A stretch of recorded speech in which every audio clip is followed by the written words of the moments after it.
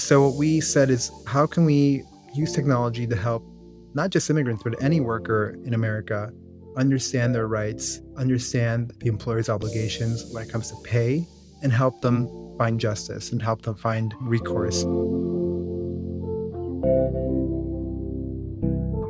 Right now, there are people with just 72 hours to file asylum paperwork that could decide their entire future. They don't speak English, they can't afford a lawyer, and the system is designed to confuse even experts. What if AI could change that equation? What if it could deliver personalized legal guidance in less than 30 seconds? Our guest today just made that real, and the implications go far beyond immigration.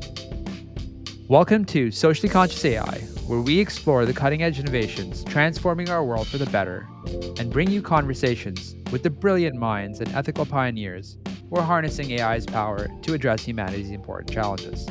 I'm Valencio Cardoso, and I'm talking to Rodrigo Camarena, founder of Justicia Lab AI and director of the world's first AI innovation lab for immigration justice, who has spent his career turning that vision into reality. Named an ABA Journal Legal Rebel and Fast Case 50 honoree, he's now harnessing the power of AI to bridge a staggering gap. For every 1,400 undocumented people in the US, there is just one legal professional available to help. Today, he's revealing how AI is helping asylum seekers understand complex legal documents, why trust matters more than technology, and what it takes to bring cutting-edge innovations to the people who have been left behind. Rodrigo, welcome to the show. Hi, Valencia. Thanks for having me. Just kind of starting from the beginning, right? Like when you were just 8 years old, you were already translating for your family as they navigated the US immigration system. What did you learn about power, language, and even justice, like from that early experience that still shapes your work today? Yeah. Thanks for doing some research. Right. I'm an immigrant. Originally from Mexico. I came here as a kid. And like many children of immigrants, you really find yourself in these moments where you're either interpreting, translating, or mediating between an authority, a teacher, a border patrol agent, and your parents. Whenever there is an issue that seems to be difficult to translate or communicate, it's a situation that I think a lot of young people find themselves in, especially now, and that I definitely found myself in as someone just crossing borders and trying to navigate different systems here in America.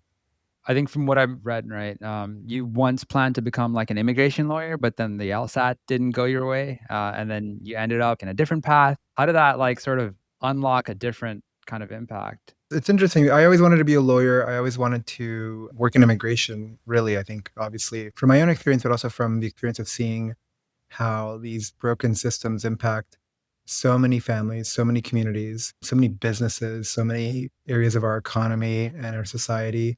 And I thought, it wouldn't it be great if I could work on making immigration not a big of an issue as it is now. And so I wanted to be a lawyer. I wanted to work in immigration law and found myself getting a master's degree in economics, kind of approaching the problem of inequity through that lens and broken systems through that lens.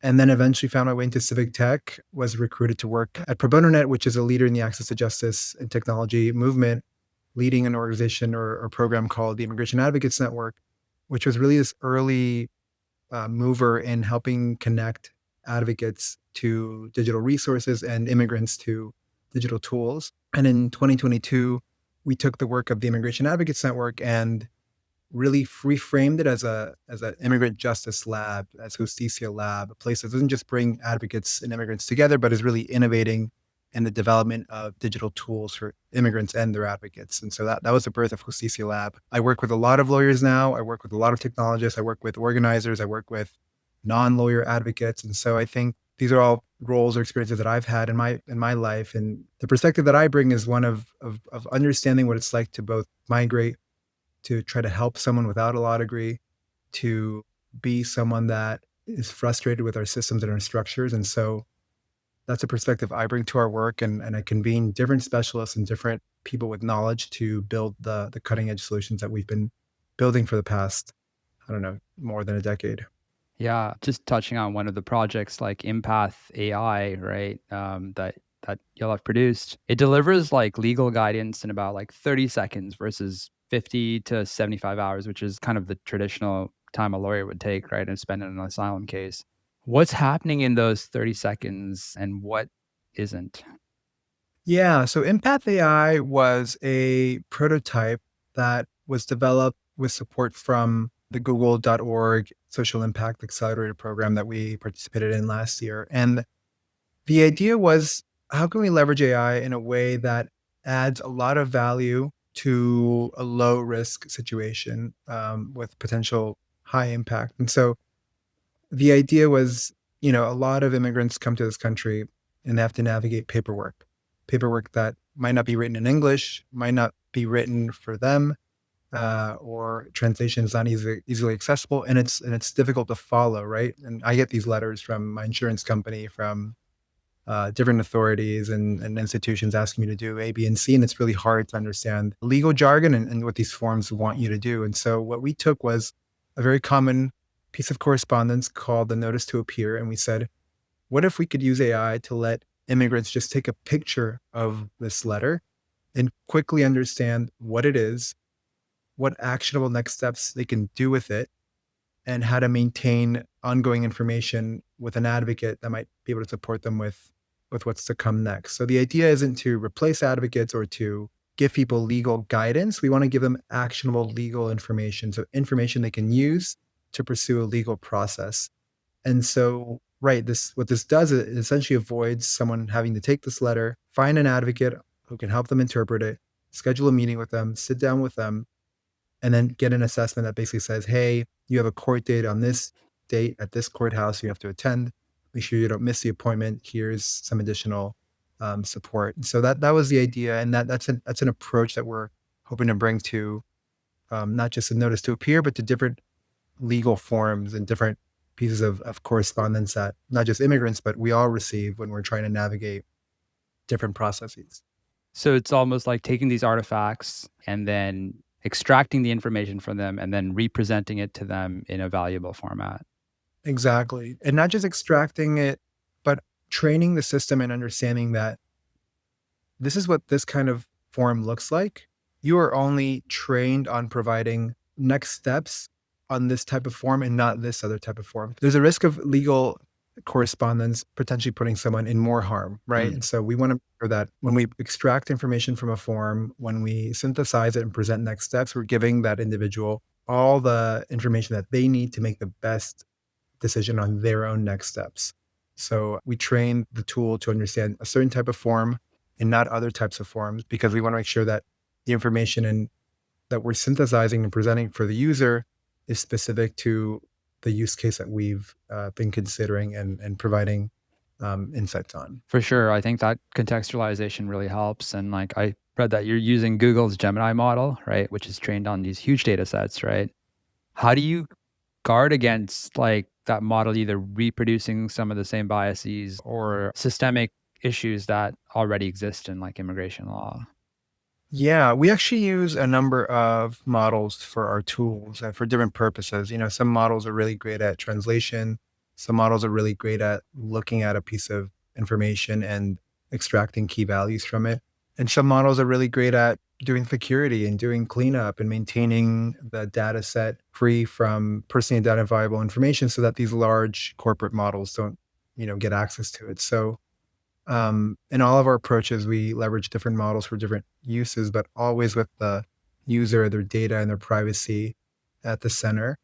It's been, interesting to see just how much the technology has evolved, how all of these models are really, doing extraordinary things and leading to open source models being incredibly capable, while also allowing us to, hold data locally, keep it out of large data servers, and also keep it free from potentially feeding retraining systems on some of these more off the shelf corporate models.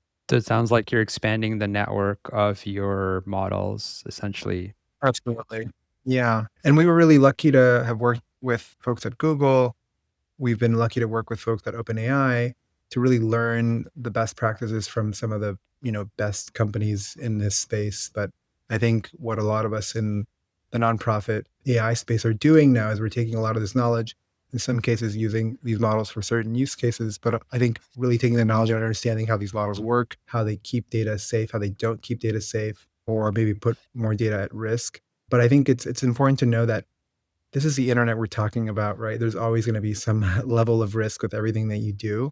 And what we took the position of needing to really understand how the models work deeply and needing to understand where the risks lie so that we can work to address and mitigate against them, as opposed to just saying, I'm not going to use AI because there's a risk involved at some point. Yeah, yeah, absolutely. And then like just switching over to the user's side, right? Someone uploading like a notice to appear is sharing deeply sensitive information, right? How do you build trust with communities who've historically been like either surveyed or like harmed by technology? We're going to be putting Empath AI on, that was a prototype for us to really understand how people understand legal correspondence and use AI. So that approach is going to be taken to other sort of use cases. But I think you're absolutely right. We're living in a context where surveillance, data privacy, and vulnerability is really top of mind for many of us who work with immigrant communities, who work with vulnerable communities, communities that are being attacked at this moment. And so, we've taken great pains to build trust with communities in this moment, but understand that there's only so much we can do. There's Yeah. only so much we can do to help them navigate this context, to mitigate against the fear that is all around us. And so, for us, the approach has been to be transparent about how we use data, be transparent about what the tool does and doesn't do, and try to meet people where they are. So with this latest effort to leverage AI for social good, Reclamo AI, we're using the technology not just on web, but we're also leveraging WhatsApp. We're leveraging tools that people already trust and de-risking a lot of these systems so that they can get access to this incredibly valuable legal information in a way that limits their exposure, limits their data vulnerabilities, and ensures that they get the most value from the tool.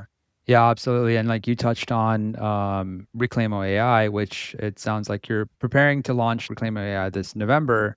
In your own words, like what problem is it solving and like how is it different from some of the other projects that you're working on? Yeah, a lot of the work that we've been doing with Empath AI, with Reclamo Classic, as we call it, um, the technologies we've been building to help people understand their options, fill out paperwork, and connect with legal advocates has really led us to this moment that Reclamo AI is sort of best showcasing, which is, how do we wage theft? Just to back up a little bit, wage theft is this $50 billion problem in America. It's essentially whenever a worker is underpaid, not paid overtime, or not paid at all for work done. And it happens every single day in every community, in every city, in every state. It steals millions, not just from workers, in every state, but also from taxpayers who, we can't now have those businesses taxed for that expenditure. We can't have workers taxed for that either. So it's money that really benefits business owners because they essentially cheat workers out of what they're owed, but it contributes to poverty. It contributes to people needing to access public benefits when they really shouldn't have to.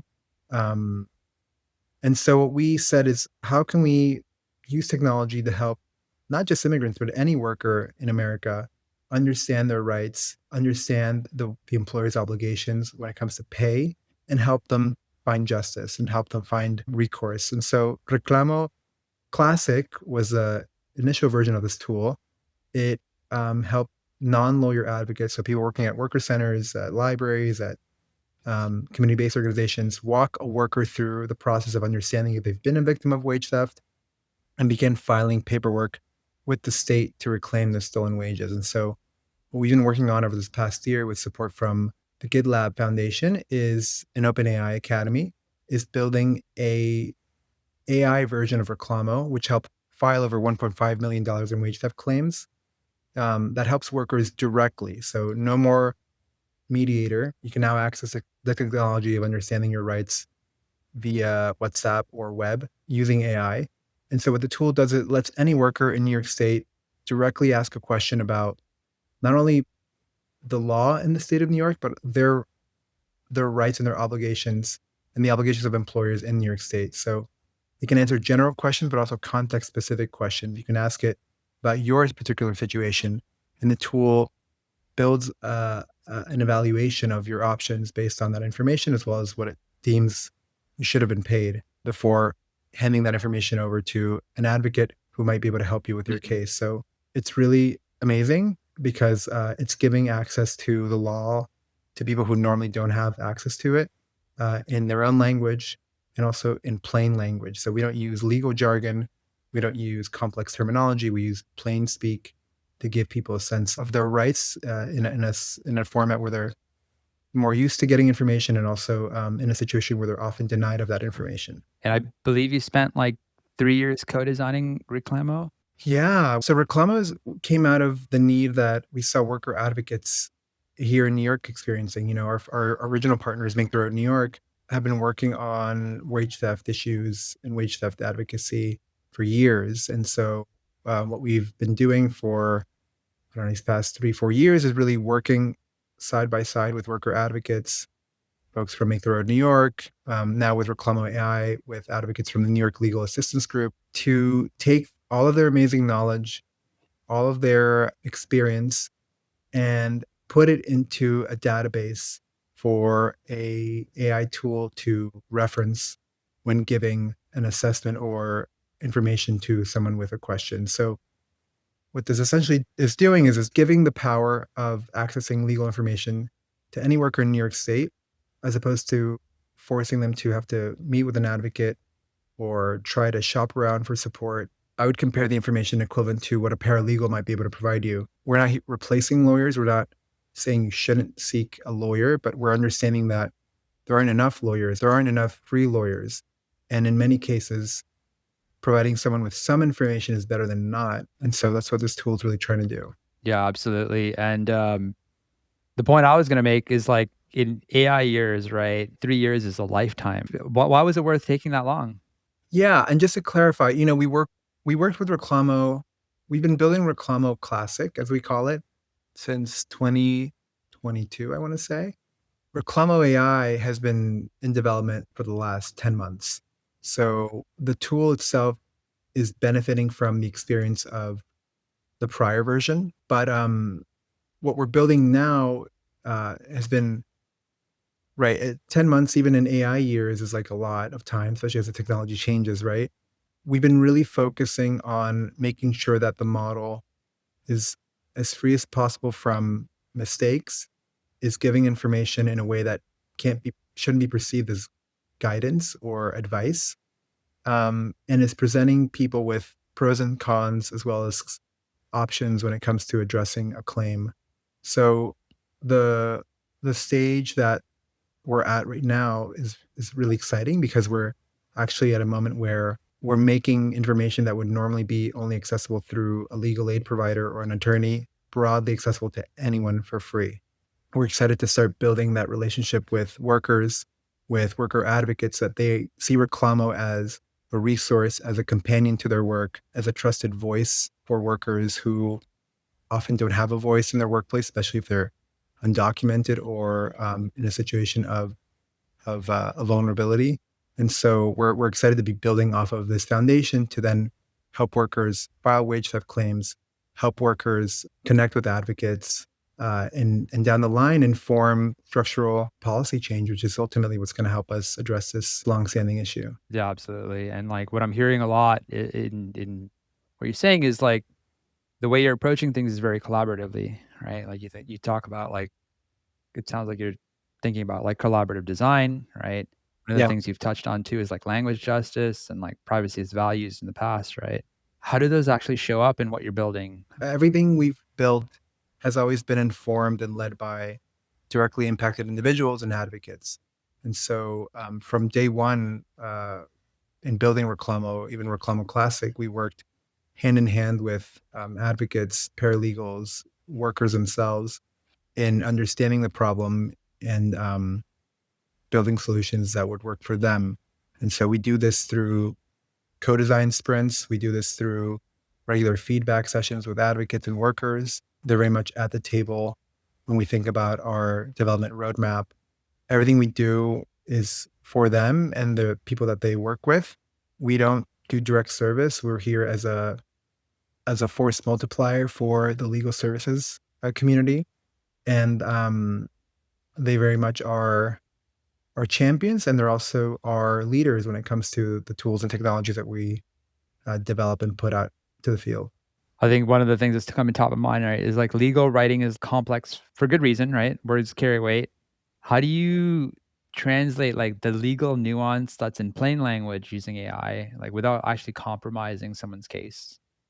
Yeah. So I think we're very careful to ensure that the kind of responses we can give are responses that we feel capable of communicating in plain language, and also um, over a system that might not allow for nuance, right? Because of the size of the text field, or maybe you need to go 3 questions deeper to kind of get to the core of the issue. And so I think what we've built is a system that really masters a certain set of knowledge and is very open about the knowledge that it doesn't want to master or give a response to. So, for instance, if you ask the tool about an immigration issue unrelated to a workplace justice issue, it will very clearly tell you, hey, I'm not equipped to give you any information on immigration law. Here's an advocate for you to go to. And so I think we want to make sure that the tool is meeting a need that is clear, but is only working in the service of moving people down a funnel that will eventually provide them with legal assistance or a way to help themselves on a case or issue. So what I heard there is like essentially each of the tools is siloed to its own remit. Yeah, exactly. Each of the tools is siloed and only accesses information and resources that it's designed to access and remit. On the flip side, right? Let's say someone follows AI's advice and like misses a critical deadline, right? Um, Who's responsible? Like the AI, Google? that is a great ethical and legal question. For us, we make it clear that the information we're providing comes from a machine that, especially in the case of Reclamo AI, right now it's a beta. So it's still in development. Hopefully by the time this podcast goes out, it'll be live as an alpha, and that we might get things wrong, right? So I think the line we're walking is letting people know we have a lot of great information and resources for them, but not purporting to be the end all and be all when it comes to the knowledge that they can access. And so I think we're very careful to hedge and say, hey, it sounds like this is what you're experiencing. These are some potential paths for you. Here's an advocate you can go to get more information. You're essentially like making a suggestion, right? And then connecting them to an advocate. Yeah, exactly. Exactly. And I think this is just the beginning. We see a lot of potential for this technology. Reclamo Classic helped you fill out paperwork to help file a claim directly. And we think Reclamo AI will also be helpful on that front. And so we understand that we want to connect people to professional legal services as often as that's possible, but also want to ensure that people can find justice on their own and understand the risks and benefits of pursuing certain paths, just like we do in many decisions we make in life, right? Yeah, absolutely. And just sort of thinking about like, I think you mentioned earlier, right? Like that you got a grant from Google, right? And while like private legal tech and federal enforcement run on billions, like how do you compete with those resources? And should you have to? This is one of the ways that inequity just shows up in our space, right? Everyone's kind of impacted by inequality in some way, shape, or form. We're so grateful for the partnerships we've had with large corporations, with foundations, with small family foundations. Ultimately, there's not enough resources in our space as there are in many spaces. Ultimately, it would be fantastic if we didn't have these problems, right? And didn't need to seek all this capital to address them. Technology allows us to do a lot with less. So, we're very much filling gaps, but ultimately, if we're going to address these problems at scale, we need to not just fund them adequately. We need to really think about the rules and the systems that are underpinning the problems, right? And so we're excited about Reclama because it's not just helping people address what could be a short-term issue or medium-term issue.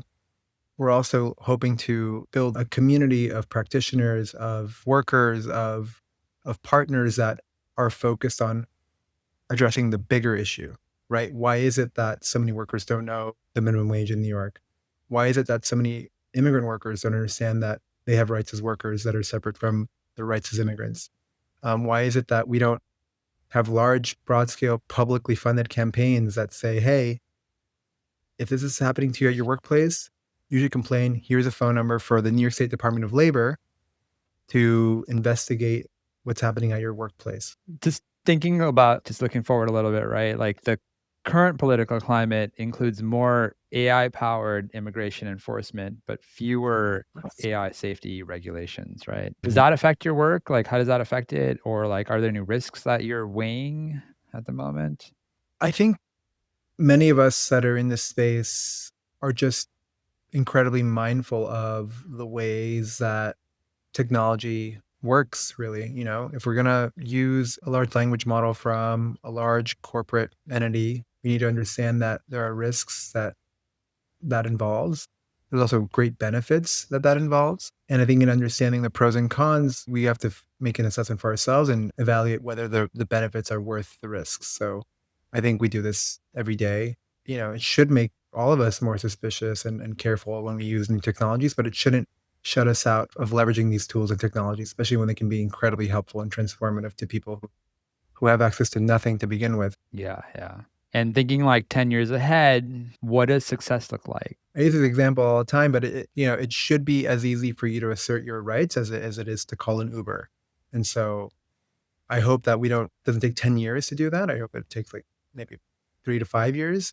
In 10 years, I would love to see this technology lead to broad scale policy campaigns that eliminate a sizable chunk of the problem, whether that be here in New York State at the federal level. I think we need to keep an eye on the North Star. The North Star is institutional change, policy change, structural change.